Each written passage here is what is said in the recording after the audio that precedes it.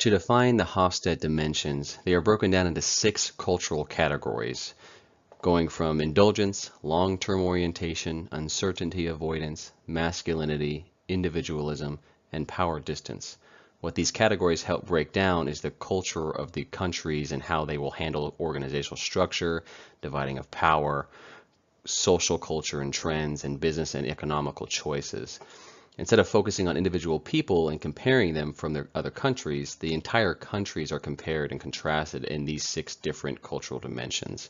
Specifically for Poland, 2 stand out in comparison to, say, the United States. One being uncertainty avoidance, their highest category, on the high side of 92 out of 100, stating that they are going to do everything within their power to avoid risks. So they're very focused on rigid rules and codes of conduct to ensure their future. And the next would be power distance in comparison. They are more on the hierarchy side of things in comparison to the United States, where they believe that once you're in a position in the hierarchy of how it's structured is the way it should be, and they accept the roles which they play. This is very important to understand how a country will run a business and how they will also interact with other countries. Communication is extremely important when trying to understand the culture of a region. The way they communicate every day translates directly to the way they communicate in the business world. In Poland, people are very high context in their business dealings, meaning that messages can be taken from every little thing, like their body language or the clothes they wear. They are direct when explaining things in order to avoid any misinterpretation, though they can be indirect in their feedback in an attempt to not offend anyone. Because it is high context, it is important to be on time and to mind your P's and Q's while conducting business, though they can be very expressive in the way they communicate, which is the opposite of the United States, where showing too much emotion is seen as unprofessional. In Poland, it is seen as natural. As far as bargaining with Poland, there's a lot of things that you can do to increase the profitability and also to make sure that things go in everyone's favor. They are fairly new as they are coming out of the communistic state, and so they do lack in some experience, but don't look at that as an opportunity to take advantage of that, because they will see right through that. You just need to be clear and honest up front at the beginning so that your standards are stated clearly, and in so doing, it will help avoid any potential for problems in the future with, accepting whether or not grease payments. Get all those things done up front, and it'll make negotiation and bargaining go so much clearer. In regard to politics, Poland is a really great country to invest in. They have come out of communism, which has been a huge bonus to their economy, and I'm sure many aspects of their lives. Tons of economic growth, wages are rising, they have a highly skilled workforce, and they're seeking a stronger relationship with the U.S. Their president is friendly to the U.S. right now, and I'm assuming that that'll stay that way regardless of who their president is. Overall, Poland is the 21st ranked country among 44 European countries, and its general score is lower than the regional average, but above the world average. Trade is immensely important because they have combined value of imports and exports that are proportionate to 101% of their gross domestic product. According to Heritage.org, the Polish government applies a 1 6/10% tariff rate to imports and exports. While some non-tariff barriers generally hinder some trade, government policies don't cause any hindrance to foreign investments. It's interesting to know that the Polish economy has become more competitive due to the growth of expanding capital markets. Contributing to a moderate business climate in this nation are reforms such as trade liberalization that has removed or reduced tariff restrictions or barriers, which encourages other nations to do business with this country. They have also transitioned into a market-friendly environment by having low corporate taxes and a regulatory environment that is business friendly. Poland is challenged with deficient infrastructures in their road and railroad systems. They are also challenged with a commercial court system that is easily corruptible. They have excessive bureaucratic mismanagement, and entrepreneurs are forced to work with an oppressive tax system. They are also burdened with a labor code that is plagued with rigid labor laws that have been amended multiple times.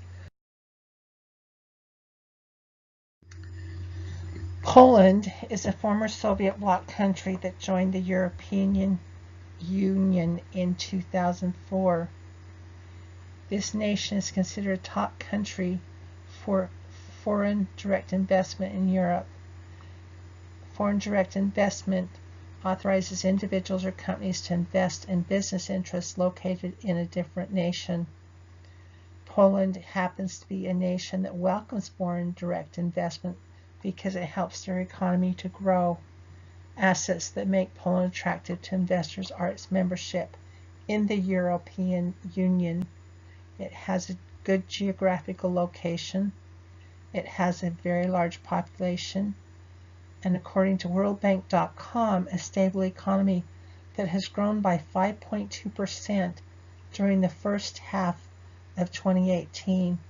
It also has low labor costs with a pool of skilled workers that are highly educated. To introduce free trade agreements within Poland, it's to understand what they are a part of as memberships of the free trade world. To start, they are members of the WTO, as mentioned before, World Trade Organization, as well as the GATT, the General Agreement on Tariffs and Trade. Most importantly, though, is to understand that they are part of the European Union, which they have free trade within this union, and that consists of about 28 countries, including, but not limited to, Austria, Italy, Germany, Spain, and the United Kingdom. It's important to note that within this union, they favor specific trade and free trade within these countries. For example, as mentioned before, about the MFN, most favored nation, they will receive specific tariffs on their trade on imports and exports. So within this, it's important to take note of that with dealing with foreign nations and what memberships they are part of, and free trade agreements, to be able to understand what kind of deals and what kind of costs will be associated with those countries, especially within Poland being a member of the EU. Over the years, the purchasing power parity has been steadily increasing, showing a strengthening in the Polish currency. A strong currency is a great indicator of a strong economy. This is seen throughout the world, and a good present-day comparison would be the dollar compared to the peso. If all you have is pesos, then your purchasing power will be much lower in the United States. For the GDP growth, typically an economy's rate of growth can vary from year to year because of different events that take place that can affect the economy or even policies enacted. Low economic growth rates are typical in highly industrialized nations, and when an industrialized nation has a growth rate of about 4.6%, they are doing extremely well. Oftentimes we will see high rates of growth for less developed nations like Bangladesh. This is because many of the nations with high economic growth rates are only recently beginning to develop. For inflation, here we see how inflation in the Polish economy has fluctuated for the past 5 years. This can fluctuate with the economy and the monetary strength. It is best for the consumer when inflation is low because they can purchase more and their currency is more valuable. Inflation is typically bad because it indicates there is too much physical currency in circulation, making its rarity and therefore value very low. But over a period of time, inflation to some extent is inevitable and natural for an economy. Poland is no different, and in the coming years inflation will probably increase. So long as it doesn't increase too much too fast, it can be sustainable. In the graph to the left, we can see how the economy improved from 2002 to 2006. 2002, the interest rates for government loans to banks were ridiculously high, which is reflected by their economy at the time. It might make it difficult for banks to borrow money, which makes it difficult for individuals to borrow money in turn. This hurts spending and causes a stagnation in the economy. But once it was freed up, we can see that the interest rates dropped and the economy improved simultaneously during those years. It is important to note that in 2004, Poland joined the European nation, and it greatly helped to improve the economy. In 2006, the rate was more than 5%, which is still high, but still much better than the 12% that it was at. The interest rate eventually decreases down to 2.5% in 2013 and has remained at a constant 1.5% for the past few years.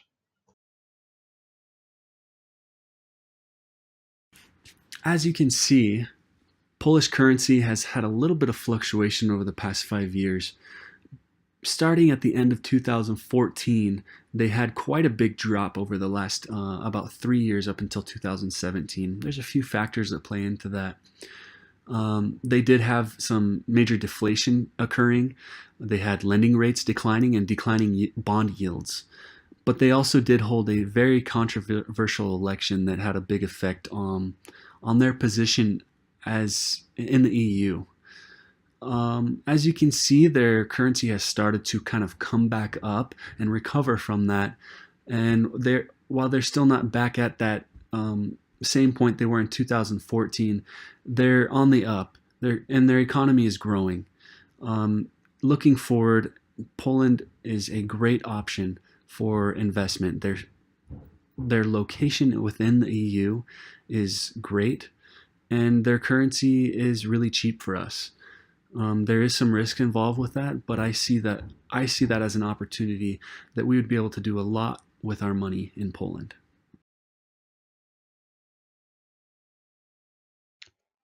Poland currently has a high opioid addiction and has become an epidemic where more people are getting addicted to opioids, and those that are getting addicted are getting younger. A drug that is used to combat opioid addiction is called Suboxone. It works to suppress the opioid effects or the high that opioids give while simultaneously combating cravings for it. Poland's economy already has a large portion of it devoted to pharmaceuticals, though not necessarily to these kinds of drugs. If you were able to make the drug more accessible by removing the requirement for a prescription and to allow NGOs the opportunity to work with addicts, then you could have temporary control of that part of the market. Tariffs can be avoided if the drug is made within the country, like so many other drugs are.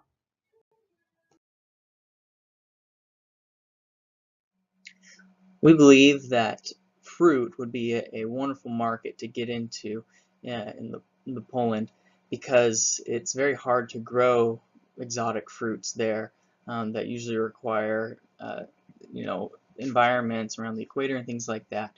And so one thing that we saw as a niche market was these exotic fruits. There's the average tariff, which is about 11.3%, which isn't terrible, but we believe that there will be a demand for them because it's so unique, and a lot of people, even all over Europe, are very interested in these new fruits that they've never seen because they can't grow them there. And so we believe that if we make high quality or grow high quality products, that these are going to sell great there.